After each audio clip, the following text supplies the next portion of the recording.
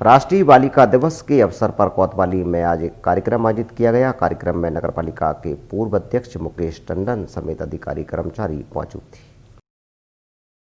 महिला चिकित्सक के रूप में काम किया।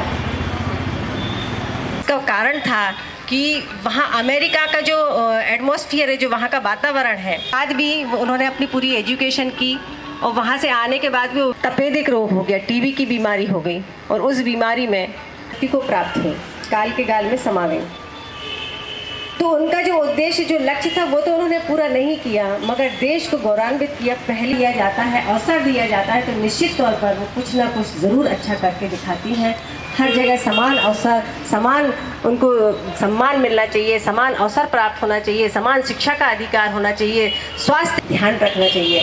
आज के इस अवसर पर मैं आप सबसे, चूँकि सभी जागरूक महिलाएं बैठी हुई हैं, उन्हें वो करने दें। वो किस फील्ड में जाना चाहते हैं, उनको उस फील्ड में जाने दें, तो वो निश्चित तौर पर कुछ अच्छा कर दिखाएंगे। चूँकि पुरुष भाई भी बैठे हैं, तो उनसे भी मैं ये अनुरोध करना चाहूँगी कि जिस तरह आनंदीबाई के पतिदेव ने उनको सहयोग किया, वो भी अपनी घर की बेटियों को, अपनी पत्नी को, अपनी बहन को या माँ को सहयोग करें। महत्वपूर्ण ये है कि शासन के द्वारा एक बालिका के जन्म से लेकर उसके वृद्धावस्था तक महत्वपूर्ण योजनाओं का संचालन किया जाता है और ये है उनकी मंशा है कि सभी व्यक्तियों तक, सभी तक उसकी पहुंच सुनिश्चित हो सके। तो मेरा आप लोगों से ये आग्रह है कि आप अपने निकटतम आंगनबाड़ी केंद्र,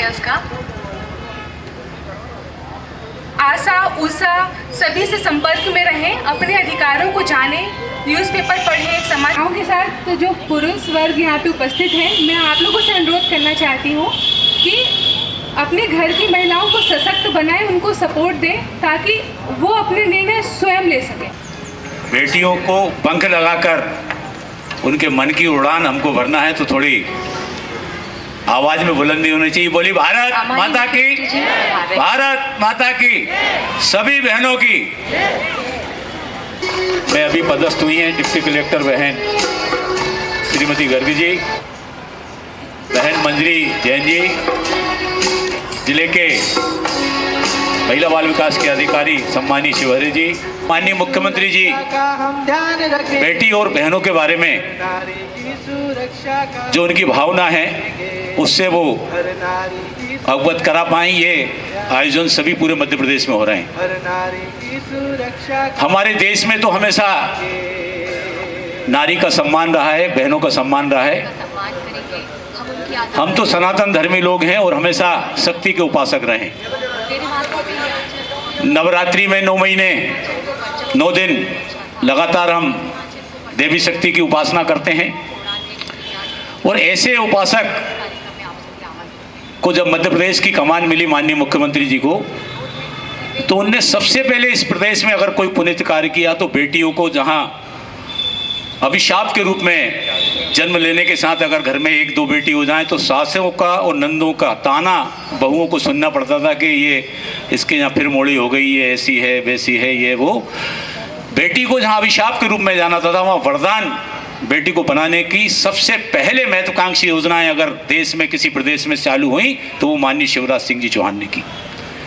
चाहे वो लाडली लक्ष्मी योजना हो, आज पूरे देश में अनेक प्रदेश और देश में योजना लागू हुई।